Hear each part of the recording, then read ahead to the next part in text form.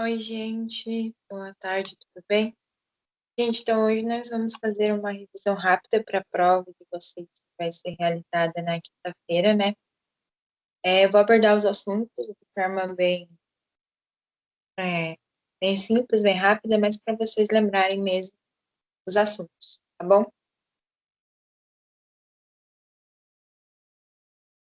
Bom, primeiro temos como conceito de empresário o artigo 966. Considera-se empresário quem exerce profissionalmente a atividade econômica organizada para a produção e circulação de bens ou serviços.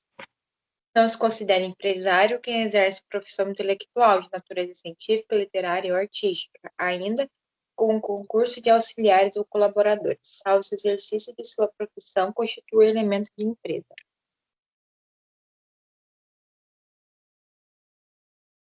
Aqui, então, temos como característica o profissionalismo e a organização. O profissionalismo é a habitualidade, é a frequência com que ele realiza aquela atividade, ou seja, diariamente, todos os dias. E a organização é feita de acordo com os fatores de produção, quais sejam um capital, que é o investimento pecuniário feito pelo empresário, a mão de obra, que pode ser do próprio empresário ou de trabalhadores, insumo, é toda a matéria-prima necessária para o desenvolvimento do objeto social, tecnologia, que é tudo aquilo que torna possível o desenvolvimento do objeto social, mais fácil, né? E é isso, esses são os fatores de produção, são esses quatro: capital, mão de obra, insumo, tecnologia. Então, para caracterizar empresário individual, você precisa ter o profissionalismo, a organização e a organização, são esses quatro fatores. A responsabilidade do empresário individual é ilimitada, ele não adquire personalidade jurídica. Então, o empresário individual, ele responde com todo o seu patrimônio por dívidas que ele venha a fazer, né? E ele não adquire personalidade jurídica. Ali no parágrafo único falou sobre elemento de empresa. O elemento de empresa, ele só pode ser auferido na prática, que é a perda da pessoalidade. Tem que ter os fatores de produção. Ou seja, você não vai lá no médico por causa de um médico específico. Você vai lá no médico por causa da clínica, sabe? Uma perda de pessoalidade. O artigo 972. Podem exercer a atividade de empresário os que tiverem em pleno gozo da capacidade civil e não forem legalmente impedidos. Então, os requisitos para você poder ser um empresário individual é você ter a capacidade civil e a ausência de impedimento. Agora, nós temos uma observação. Os incapazes podem continuar a empresa por meio de seu representante. É aquilo que vocês viram em aula. Os, os incapazes não podem iniciar uma empresa, mas eles podem continuar.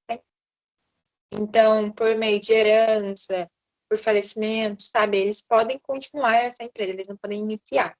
Incapazes podem figurar como sócios. Então, eles podem ser sócios de uma sociedade limitada. Agora, empresário individual, não. Por conta da ocupação de um cargo profissional no decorrer de uma sanção legal. Então, se, por exemplo, ele tem alguma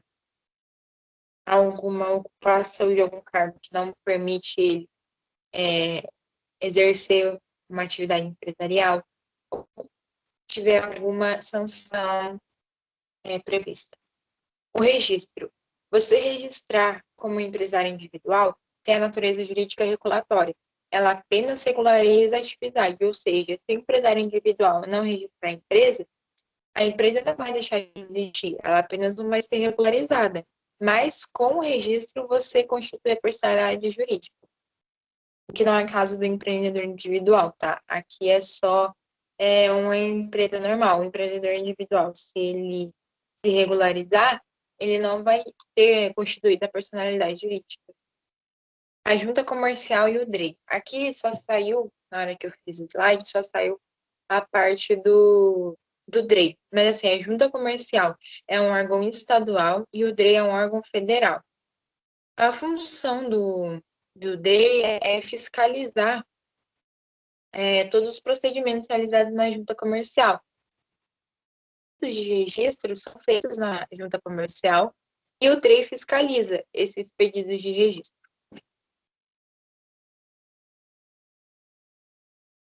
trespasse, né, que é a alienação de estabelecimento empresarial, o que é um estabelecimento empresarial, igual a gente viu nas outras aulas, é o conjunto de bens corpóreos e incorpóreos. A regularização desse trespasse, que é a alienação de estabelecimento empresarial. Para efetiva regularização perante terceiros, é necessária sua averbação à margem da inscrição ao empresário ou da sociedade empresária no registro público de empresas mercantis. Então, para o trespasse ser regularizado, é preciso que ele esteja averbado no registro público de empresas mercantis e essa averbação tem que ser publicada. Para carregar aqui. Concordância dos credores.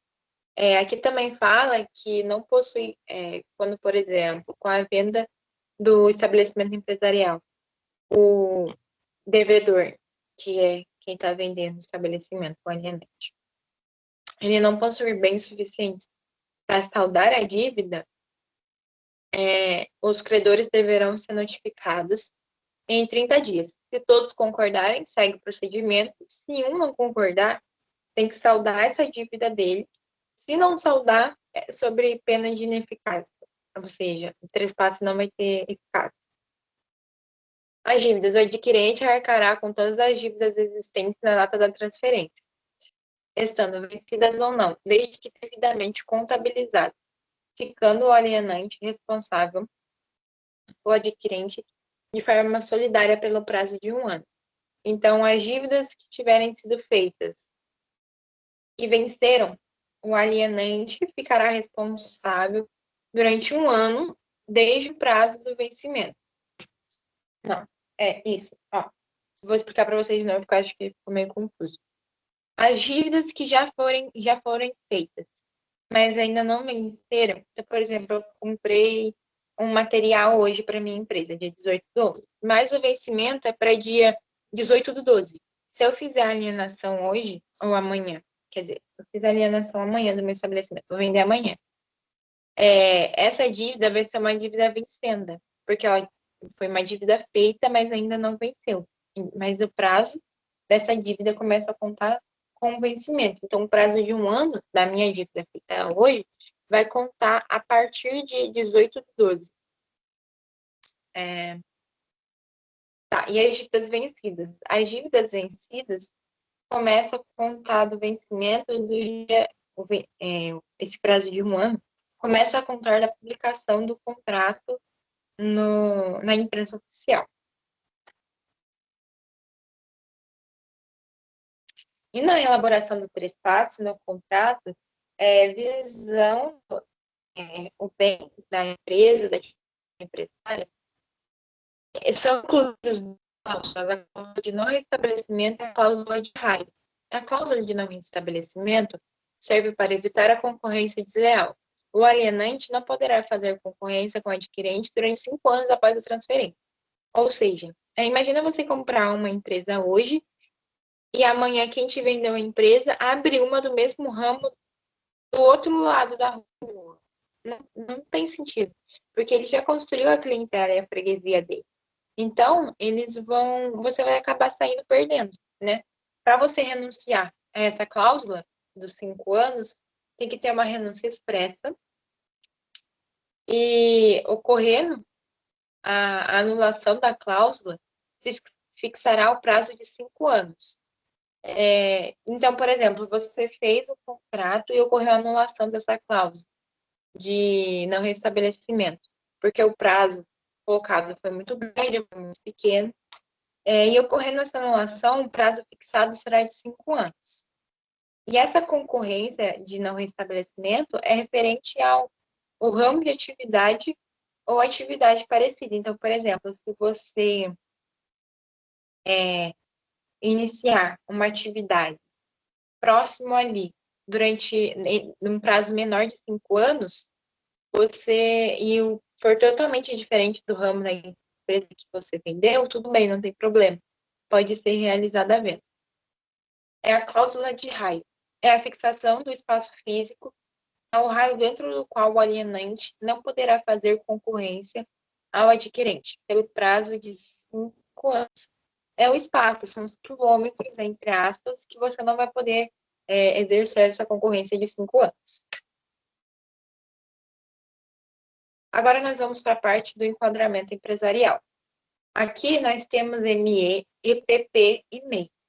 ME, o empresário pode ser um empresário individual, a sociedade simples ou empresária, que oferir receita bruta anual de até 360 mil.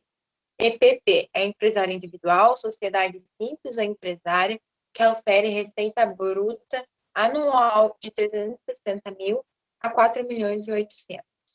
O MEI é um empresário individual que oferir receita bruta anual de 81 mil reais. Se vocês perceberem, tem uma diferença do ME, PP e MEI. Além dos valores, os tipos empresariais, igual a gente vai ver aqui de baixo. Os tipos empresariais são empresário individual, nossa, eu coloquei empresa, empresário individual, sociedade simples ou empresária. Isso são tipos empresariais que podem ser enquadradas, entre aspas, enquadramento empresarial. Então, eu posso ter uma empresa individual ME, PP ou MEI, aí a sociedade simples ou empresária, ela pode ser ME ou PP, porque o MEI não pode ser atribuído por uma sociedade, porque é um valor muito pequeno, se a gente for pensar, 81 mil reais não é possível, sabe? Uma empresa grande assim funcionar com 81 mil reais de receita anual. E aqui tem um detalhe que eu não coloquei, esse MEI ele só pode contratar um funcionário, só pode ter um funcionário. Aqui, igual eu falei para vocês, tipos empresariais. Empresa individual e sociedade empresária. Enquadramento empresarial é diferente do tipo empresarial, tá? Agora, empresas que não podem ser enquadradas. A empresa que participou de cisão nos últimos 5 anos. Então, por exemplo, vou pegar aqui para mostrar para vocês. Eu tenho essa empresa A. Essa empresa A se dividiu e se transformou em C e B. Essas empresas aqui, elas não vão poder ser enquadradas como EPP, ME ou MEI, tá? Porque participou de cisão. Agora, a empresa que tenha sócio que participe de outra. Eu vou ter essa empresa e essa empresa. Esse aqui é um terceiro. Ele é sócio dessa empresa e sócio dessa mesma empresa. Ele é sócio dessas duas empresas. Se a soma das receitas dessas duas empresas extrapolar 4 milhões e 800, essas empresas não poderão ser enquadradas como EPP devido à sociedade formada por esse empresário. Sociedade anônima também não vai poder ser enquadrada, mas é por causa do tamanho, né? Sociedade anônima é tipo, como posso falar para vocês? Nossa, existem tantas que eu não consigo nem. São empresas. Uma sociedade anônima. É uma sociedade anônima. É empresa que tenha como sócio outra pessoa jurídica. Isso é para evitar fraude. Então, por exemplo, eu tenho essa empresa e essa empresa aqui tem como sócio outra empresa. Não tem como enquadrar. Tá? Então, foi isso, gente. Eu quis fazer uma revisão bem rápida com vocês, igual eu sempre faço, para a gente poder abordar os temas. Se vocês tiverem alguma dúvida, entrem em contato comigo pelo meu e-mail, para a gente poder resolver essas dúvidas. Acredito que a prova de vocês abordem esses assuntos, os mesmos assuntos que foram, na verdade, tem algumas partes que eu acrescentei, alguns assuntos que foram abordados na revisão também da prova integrada. Então, é isso. Eu desejo uma boa prova para vocês, uma boa semana de prova, que vocês se saiam muito bem nas provas, tá bom? Um beijo, boa tarde.